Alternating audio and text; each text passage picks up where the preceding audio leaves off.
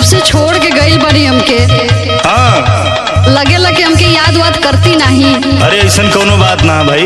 नहीं ऐसा नहीं बात है। तू जबले गौना करा के घरे छोड़ के गईला। हाँ सुना हम बतावत है। हाँ बताओ बताओ।